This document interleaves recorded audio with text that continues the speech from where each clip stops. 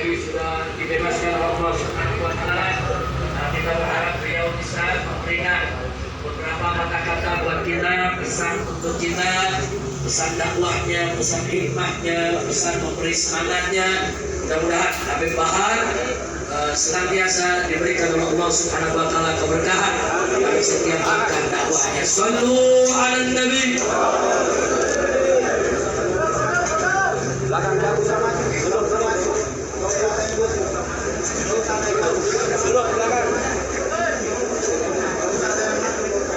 Jemaah halal duduk, ya, jangan ada yang berdiri, mohon untuk tertib. Assalamualaikum warahmatullahi wabarakatuh.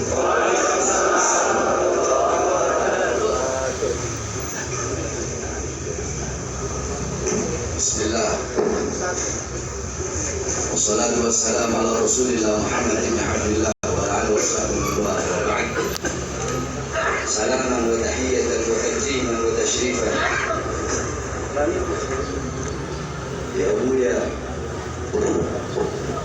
والدنا وحبيبنا الإمامنا الحبيب محمد رزيق بن حسين بن شهاب رحمه الله في كل حياته ولجميع الحبايب والعلماء الحاضرين.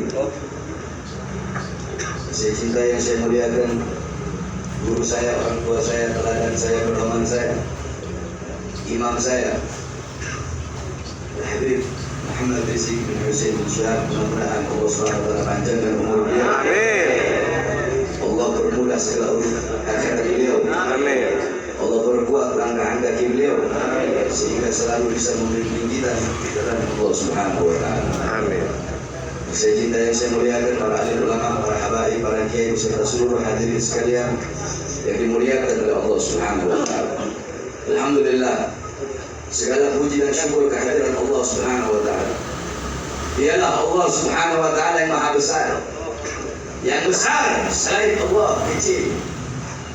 Dialah Allah Subhanahu wa taala yang maha perkasa, yang maha kuat, yang maha lemah, yang maha kuat, yang maha perkasa, yang kuat dan yang perkasa selain Allah lemah. Yang besar selain Allah kecil. Dialah Allah yang maha kaya. Yang kaya selain Allah miskin. Dialah Allah yang maha melihat.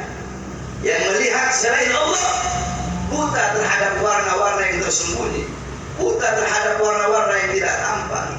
Dialah Allah yang maha mendengar. Yang mendengar selain Allah tuli terhadap suara-suara yang jauh, terhadap suara-suara yang tersembunyi, tuli terhadap suara-suara yang jauh, dan suara-suara yang dekat akan menulikannya. Dialah Allah Subhanahu wa taala yang maha berilmu. Yang berilmu selain Allah adalah pencari ilmu. Dialah Allah yang maha tahu. Yang tahu selain Allah adalah pencari pengetahuan. Dialah Allah yang maha hidup. Yang hidup selain Allah pasti akan mati. Yang ada selain Allah pasti akan tiada. Yang wujud selain Allah pasti akan binasa. Sedangkan adanya Allah, hidupnya Allah, wujudnya Allah kekal abadi, tidak akan pernah tiada, musnah, hancur dan binasa. Dan dialah Allah yang dimana pada kesempatan yang mulia ini Allah menggerakkan hati kita menggerakkan langkahan kaki kita sehingga kita duduk di ini majlis yang penuh dengan kasih sayang Allah, penuh dengan rahmat Allah, penuh dengan maghfirah Allah Subhanahu wa taala, yakni majlis ilmunya Allah Subhanahu wa taala, yang dimana kita yang duduk di sini adalah orang-orang yang telah dipilih oleh Allah Subhanahu wa taala. Saudara-saudara sekalian, kita duduk di sini berkumpul bersama para ulama, berkumpul bersama orang-orang soleh. Jangankan ketika kita masih hidup berkumpul bersama para ulama. Dalam satu kitab diceritakan dulu di Zambal yang di pemakaman para aulia. Di situ dimakamkan Bagi Muhammad dan Muhammad bin Ali Ba'alun.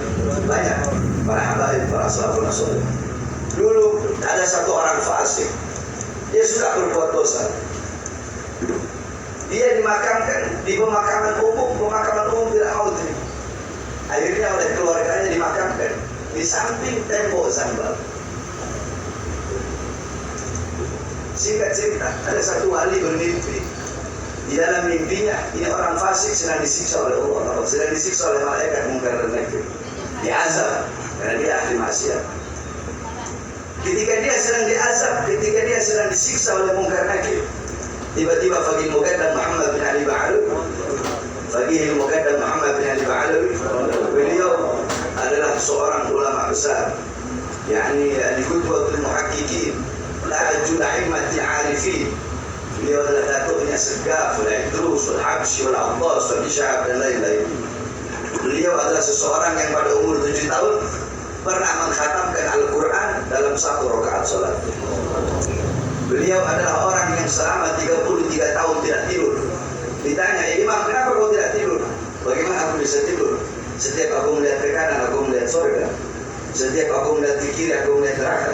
Setiap aku melihat ke atas, aku melihat arsy Allah Subhanahu wa Ta'ala. Beliau dimakamkan di sana. Singkat cerita, ketika orang fasik ini sedang diazab oleh Munkar Nakir, Faqih Muqaddam bangun dari kuburnya, masuk ke kuburnya ini orang dan berkata, ya Munkar wa Nakir, wahai Munkar Nakir, pergi, jangan kau siksa ini orang, jangan kau azab ini orang. Kenapa? Kau azab dia, kau siksa dia, kau pecut dia, teriakan dia, mengganggu zikirku kepada Allah Subhanahu wa Ta'ala. Pergi Munkar Nakir, orang tersebut tidak jadi disiksa hanya karena kuburnya dekat dengan kubur orang soleh, kuburnya dekat dengan kuburnya ulama. Dia bukan semasa hidupnya dekat dengan ulama, udah mati baru dekat sama kuburnya aja dekat, tapi mendapatkan syafaat. Maka bagaimana pada sore hari yang mulia ini kita duduk di sini berkumpul bersama para alim ulama, bersama para sahabat khususnya guru kita Habib Muhammad Rizik Al-Syed Syihab. Saudara-saudara, sedikit saja yang ingin saya sampaikan. Ini pun saya hanya idhar al-amr dari beliau. Kalau bukan dari beliau, saya tidak bakal mau. Hadirin sekalian yang dimuliakan oleh Allah Subhanahu wa Ta'ala. Ketika pertama kali tanggal 3 Januari, saya baru keluar 1 bulan. Dulu saya baru keluar 2 hari, dibawa ke Gunung Sindur, dibawa ke Nusa Kambangan. Bebas 2021, baru 1 bulan bebas, masuk lagi. Tanggal 3 Januari. Ketika saya masuk, saya tidak tahu kasusnya kasus apa. Yang ketika pengacara bilang, kasusnya kasus KM50. Apa saya bilang? Alhamdulillah. Alhamdulillah. Ya Alhamdulillah. Saya bersyukur kepada Allah kalau kasusnya memang kasus KM50. Kenapa? Nanti di persidangan akan saya bongkar bahwasanya apa yang saya sampaikan itu benar. Saya bukan berbohong. Akan saya sampaikan, akan saya buktikan bahwasanya apa yang saya sampaikan tentang KM50 dan tentang beliau Habib Rizik di penjara karena itu benar adanya dan bukan bohong atau berita hoax. Alhamdulillah, dengan izin Allah Subhanahu wa Ta'ala, dengan kekuasaan Allah Subhanahu wa Ta'ala, Allah bongkar semuanya, saudara-saudara.